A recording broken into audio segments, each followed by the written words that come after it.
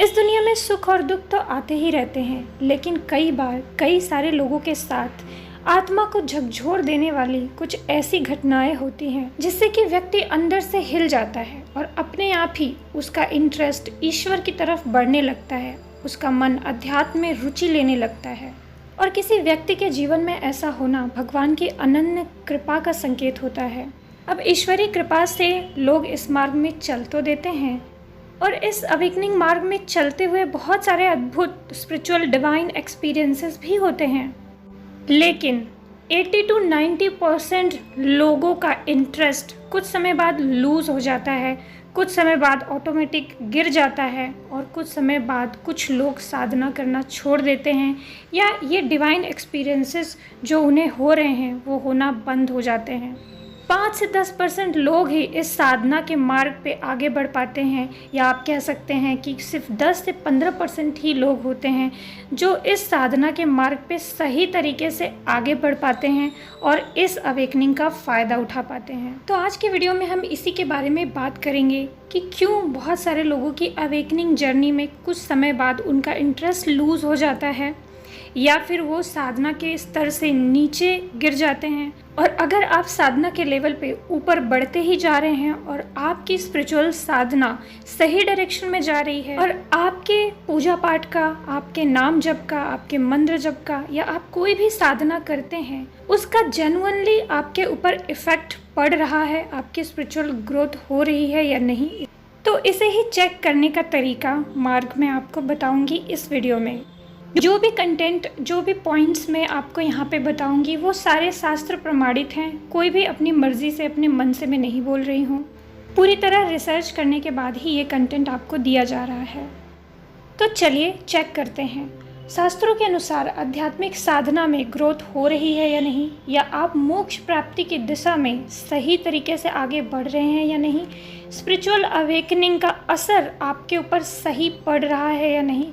इसे जानने के लिए आप अपने अंदर ये सारे पॉइंट्स का निरीक्षण करिए जो अभी आगे वीडियो में बताया जा रहा है। तो point number 1, self reflection. Paper pen ले लीजिए और आत्मनिरीक्षण कीजिए कि क्या आपने अपने काम, क्रोध, मोह पे, अहंकार पे थोड़ा बहुत भी नियंत्रण पाया है।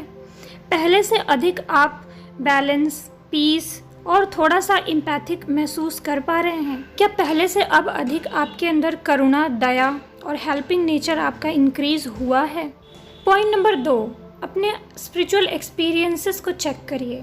क्या आपको साधना एंड मेडिटेशन करते वक्त गहरे ध्यान का अनुभव हो पा रहा है। क्या आप मेडिटेशन में थोड़ा डीप जा पा रहे हैं। क्या आपको दिव्य अनुभूतियाँ यानी डिवाइन एक्सपीरियंसेस हो रहे हैं। ध्यान में आपको कुछ दिव्य आवाज़ें सुनाई देना, क्या आपको प्रकाश दिख रहा है। इसके अलावा भी कुछ दिव्य एनर्जेटिक एक्सपीरियंसेस हो रहे हैं, या ध्यान में आपको आनंद का अनुभव हो रहा है, हैप्पीनेस फील हो रही है ध्यान करते वक्त। ऐसा ना हो कि आप किसी प्रेशर या मजबूरी में ध्यान कर रहे हों, या आप ज़बरदस्ती ध्यान करने बैठे हैं और आपको बार बार उठने का मन कर रहा है, बिल्कुल मन नहीं लग रहा ध्यान में।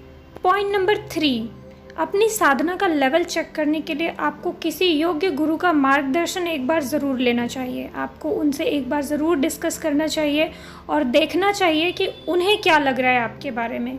आपसे बात करके ही वो बता देंगे कि आपका क्या लेवल है और आप साधना के मार्ग पे कहाँ तक पहुँचे हैं। अभी कभी कभी हम सेल्फ रियलाइजेशन में फ़ेल हो जाते हैं क्योंकि हमारे अंदर स्पिरिचुअल ईगो आ जाता है और उस टाइम पे हम बहुत सारे spiritual illusions and spiritual ego में फंसे हुए रहते हैं और अपना आकलन करने में फ़ेल हो जाते हैं। उस टाइम पे किसी योग्य गुरु से बात करनी चाहिए और देखना चाहिए कि आपके स्पिरिचुअल एक्सपीरियंस के बारे में, आपके लेवल के बारे में आपके गुरु क्या कहते हैं। पॉइंट नंबर 4 है डेवलपमेंट ऑफ स्पिरिचुअल क्वालिटीज़। मेरे प्यारे दोस्तों, स्पिरिचुअल आप तभी माने जाते हैं जब आपके अंदर स्पिरिचुअल गुणों का भी विकास हो। और स्पिरिचुअल गुण क्या होते हैं? वही ईमानदारी, सत्यता, विनम्रता, दयालुता, सहनशीलता। आप चेक कीजिए क्या आपके अंदर अच्छे गुणों का विकास हो रहा है। नेचुरली आप महसूस कर पा रहे हैं कि आप अपने आप ही विनम्र, दयालु, सहनशील और ईमानदार और सत्यवादी धीरे धीरे होते जा रहे हैं। कि अगर सही मायने में आपकी आध्यात्मिक ग्रोथ हो रही है तो नेचुरली ये गुण आपके अंदर डेवलप होने लगते हैं, इंक्रीज़ होने लगते हैं। आप कोई गलत काम कर ही नहीं पाएंगे। पॉइंट नंबर 5 है डीप मेडिटेशन या गहरी समाधि। अगर आप इनिशियल लेवल पे हैं तो आप ये चेक करिए कि आप मेडिटेशन में डीप जा पा रहे हैं या नहीं। और अगर आप काफ़ी समय से मेडिटेशन कर रहे हैं और काफ़ी आगे लेवल पे बढ़ गए हैं तो आप ये चेक करिए कि आप समाधि तक पहुंच पा रहे हैं या नहीं, या समाधि से आप कितनी दूर हैं। आपका मेडिटेशन डीप हो रहा है कि नहीं, गहरा हो रहा है कि नहीं, आप 1 से 1.5 घंटे मेडिटेशन आराम से बैठ के डीप कर पा रहे हैं या नहीं। पॉइंट नंबर 6 है ईगो डेथ। स्पिरिचुअल ग्रोथ में सबसे बड़ा बाधक है अहंकार, ईगो। और ईगो के कई सारे रूप होते हैं। आप चेक करिए कि क्या आप दूसरों के साथ वननेस महसूस करते हैं, क्या मेरा तेरा इसका उसका आप करते हैं, या फिर धीरे धीरे आपका अहंकार कम हो रहा है। अगर आप साधना के ऊंचे लेवल पे पहुंच जाते हैं तो आपका अहंकार पूरी तरीके से ख़त्म हो जाता है और आप सभी को अपने जैसा ही मानते हैं, सभी के अंदर भगवान का ही रूप देखने लग जाते हैं। पॉइंट नंबर 7 है ब्लिस एंड पीस का लेवल। अपने अंतर्मन को चेक करिए और देखिए कि क्या आप अक्सर ज़्यादातर आप पीस और हैप्पीनेस की स्टेट में रहते हैं, आनंद की स्टेट में रहते हैं, या फिर बाहर का शोर शराबा या बाहर के ट्रिगर्स, बाहर की प्रॉब्लम्स आपके पीस को भंग करती हैं। चेक कीजिए क्या आप एक ऐसे लेवल पे आ गए हैं कि बाहरी परिस्थितियाँ आपकी आंतरिक शांति को, आपकी आंतरिक हैप्पीनेस को ज़्यादा प्रभावित नहीं करती। अगर हाँ तो ये आपके साधना के हायर लेवल की स्थिति को शो करता है। Point number 8, interest in spiritual and religious activities. Check कीजिए क्या धार्मिक किताबें पढ़ने का मन करता है, सत्संग अटेंड करने का मन करता है, धार्मिक गुरुओं की बातें सुनने में इंटरेस्ट आता है। और अगर इंटरेस्ट आता भी है तो एक और चीज़ भी चेक करिए कि आपके दिन का ज़्यादातर टाइम किधर जाता है। क्या दिन का ज़्यादातर टाइम आपका ध्यान में, प्रार्थना में, प्रेयर्स में, शास्त्रों के अध्ययन में, बुक्स पढ़ने में, स्पिरिचुअल कंटेंट कंज्यूम करने में जाता है या टाइम नहीं जाता? अगर हाँ तो भगवान की बहुत बड़ी कृपा है आपके ऊपर और आपको स्पिरिचुअली हायर लेवल पे जाने से अब आपको कोई नहीं रोक सकता। अब सबसे last point, improvement in social and family life. Check कीजिए कि क्या आपके सामाजिक और फैमिली लाइफ में भी सुधार हो रहा है।